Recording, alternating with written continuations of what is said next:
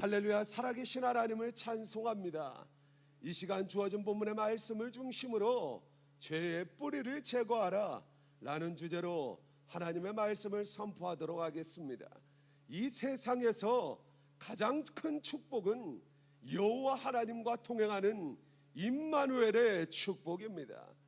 가장 큰 능력은 예수 그리스도께서 나의 구주가 되시며 성령께서 그것을 보증하시고 내 안에서 성전 삼고 계시는 그것이 바로 가장 큰 능력인 줄 믿습니다.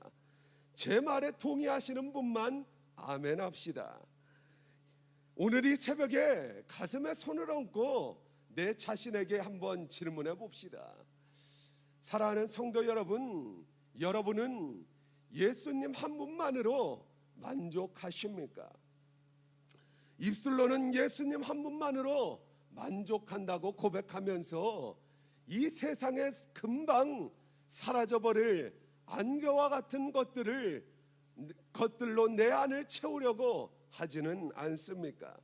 다윗처럼 성가대장 아삽처럼 하나님을 가까이 하면 내게 복이라 고백하며 여호와 하나님과 동행하는 것을 내 인생의 가장 큰 가치로 여기는 우리가 되기를 간절히 원합니다. 예수님 한 분만으로 만족하는 우리가 되기를 원합니다. 원수 마귀가 이 세상의 모든 부귀영화를 통째로 갖다 바친다고 할지라도 오직 약속된 하나님의 말씀을 부여잡고 여호와 하나님만을 가까이 하며 동행하며 나아가는 우리가 되기를 주님의 이름으로 간절히 축원합니다.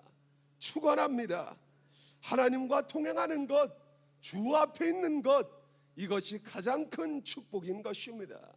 그런데 오늘 본문 말씀의 이스라엘 백성은 이 가장 큰 축복을 잃어버렸습니다. 죄로 인하여 하나님의 영광이 떠나고 하나님과의 관계가 단절된지도 모른 채 오직 언약궤 하나만을 맹신하여 블레셋과의 전쟁으로 앞서 나가게 됩니다. 그 결과 3만 명의 군사가 죽고 전쟁에서 대패하게 됩니다. 또 그 소식을 들은 하나님의 언약궤 임재의 상징이었던 언약궤를 빼앗겨 버리고 그 소식을 들은 홈리와 비느하스, 함께 앞장섰던 제사장 홈리와 비느하스도 죽게 됩니다. 또 그 소식을 들은 엘리트의 제사장은 온전히 의자에서 넘어져 목이 부러져 죽게 됩니다. 또 그 소식을 들은 비느하스의 아내는 갑작스럽게 아이를 낳다가 죽게 됩니다. 죽어가면서 이 모든 일의 원인에 대하여 딱 한마디로 정의합니다. 본문 22절입니다. 우리 함께 읽도록 하겠습니다. 영광이 이스라엘에서 떠났다 하였더라. 아멘. 물고기가 물을 떠나면 말라 죽듯이 여호와의 영광을 떠났던 이스라엘은 참으로 비참한 최후를 맞이하게 됩니다. 왜 이렇게 됐느냐? 죄 때문에 태초부터 지금까지 거룩 그 자체이신 하나님은 더러운 죄와 함께 하실 수 없습니다. 죄 문제를 해결하지 않고서는 죄인과 함께 할 수 없는 것입니다. 그래서 인간의 모든 죄 문제를 해결하시기 위하여 하나뿐인 독생자 예수 그리스도를 이 땅에 보내시고 십자가상에서 우리의 모든 죄를 담당하게 하시고 우리의 모든 죄를 해결하셨습니다. 내 죄 때문에 무죄하신 예수께서 죽으셨다 이 말입니다. 그러므로 우리는 죄와 피 흘리기까지 싸워야 될 줄 믿습니다. 죄 때문에 여호와의 영광이 이스라엘에게 떠났다 하였더라. 도대체 무슨 죄를 지었길래 여호와의 영광이 떠났을까? 사무엘상 2장 17절 말씀을 우리 함께 읽도록 하겠습니다. 이 소년들의 죄가 여호와 앞에 심히 크면 그들이 여호와의 제사를 멸시함이었더라. 아멘. 하나님께 드리는 제사를 멸시함이었더라. 제사를 멸시하는 것은 곧 하나님을 멸시하는 것이고 하나님을 멸시하고 대적하는 자는 사무엘상 2장 10절 말씀에 산산이 부서진다고 말씀하셨사오니 오늘 본문의 이 사건은 여호와 하나님의 약속의 말씀에 예언의 성취입니다. 우리가 믿는 하나님은 인생이 아니시니 시건하지 않으시고 인자가 아니시니 후회가 없으시며 한 번 하신 말씀은 반드시 이행하시는 신실하신 하나님이십니다. 하나님의 말씀이 실현되는 것이 바로 공의요 정의입니다. 사랑의 하나님이시기도 하시지만 죄인을 심판하시는 공의의 하나님이십니다. 우리는 이 두 가지 하나님의 속성을 잊어서는 안 됩니다. 여호와의 하나님의 제사를 멸시하였더니 여호와의 영광이 이스라엘에게서 떠나고 본문의 비참한 최후를 맞이하게 되는 것입니다. 오늘날도 마찬가지입니다. 하나님을 멸시하는 우리의 죄된 근성의 뿌리를 제거해야 될 줄 믿습니다. 예수의 이름으로 뿌리 뽑아야 합니다. 뿌리 뽑아야 삽니다. 하나님께 드리는 예배를 결단코 멸시해서는 안 됩니다.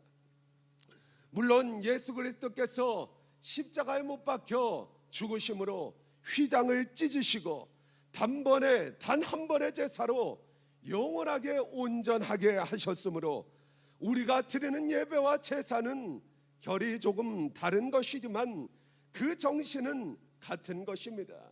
그러한 맥락에서 예배를 멸시하는 것은 곧 하나님을 멸시하는 것입니다. 예배는 두 종류의 예배가 있습니다. 안식일로 제정하여 드리는 공예배와 우리의 삶 가운데 드리는 삶의 예배가 있습니다. 제멋대로 주일 성수하지 아니하고 내 청력대로 사는 것도 하나님을 멸시하는 것이고 내 삶 가운데 하나님의 말씀대로가 아닌 내 생각과 내 뜻대로 살아가는 것도 하나님을 멸시하는 것입니다. 우리는 이것도 행하고 저것도 버리지 말아야 할 줄 믿습니다. 예전에 기도원에 가보면 맨 앞에서 방방 뛰면서 찬송을 부르며 제일 많이 은혜 받는 사람이 있었습니다. 찬송을 부르는데 막 얼마나 열정적으로 뛰던지 저는 당장이라도 천국에 올라가는 줄 알았습니다. 그런데 예배를 마치고 딱 집에 가려고 하는데 그렇게 가장 은혜 받던 사람이 자기의 신발이 사라졌다면서 욕설을 하는 것입니다. 우리는 삶과 예배가 절대로 분리되어서는 안 됩니다. 지금 이 순간에도 하나님께서는 우리의 모든 언행 심사를 감찰하고 계십니다. 우리의 심장을 저울질하고 계시는 것을 믿으시기 바랍니다. 우리의 인생의 모든 예배 가운데 내 마음대로 내 뜻대로 정욕대로 행하여 하나님을 멸시하는 자가 아닌 오직 주의 말씀대로 순종하여 주의 말씀 하나님을 존대하는 자가 되어 패역한 이스라엘 홈리와 비느하스 엘리와 그의 며느리처럼 전철을 밟는 것이 아니라 주님과 영원히 동행하는 참 복 있는 사람들이 다 되시길 주님의 이름으로 축원합니다. 기도하겠습니다. 살아계신 하나님, 온전히 우리 가운데 죄의 뿌리를 제거하여 주시옵소서. 하나님의 예배를 멸시하고 하나님을 멸시하는, 나도 모르게 하나님을 멸시하는 그런 죄의 근성들이 있습니까? 죄의 뿌리들이 있습니까? 오늘 이 시간 말씀 가운데 깨닫는 은혜가 있게 하시고 예수의 이름으로 하나님을 멸시하는 모든 근성들이 떠나가게 하옵소서.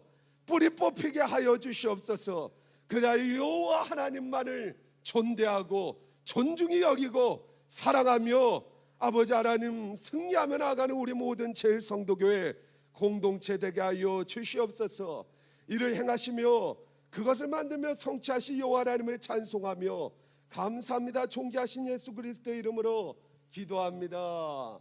아멘.